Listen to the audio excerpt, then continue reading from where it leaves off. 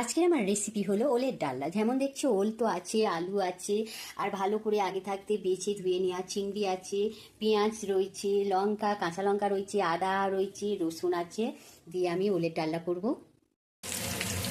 হয়ে গেছে, ওলটা তুলে দিলাম, ওলটা ভেজে নিলাম দিলাম আর এই যে নুন হলুদ মাখানো আগে থাক থেকে চিংড়ি, তো এটাকে আমি তুলে দিলাম।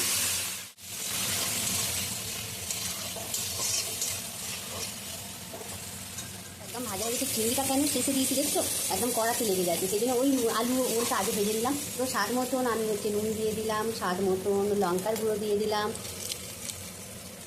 স্বাদ মতন হলুদ দিলাম। তো আগে থাকতে যে মশলাটা করে রেখেছিলাম সেটা তুলে দিলাম।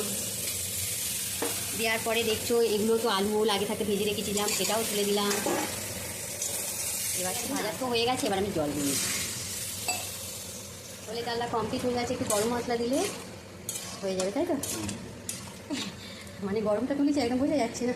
তো এখন তো প্রচুর ওল পাওয়া যায়, বর্ষা মানে ওল। তো আমার দুশো আবার খেতে খুব ভালোবাসে, তোমাদের দাদাভাইও এটা খেতে ভালোবাসে, তো আজকে সেই জন্য এই রেসিপিটা করলাম।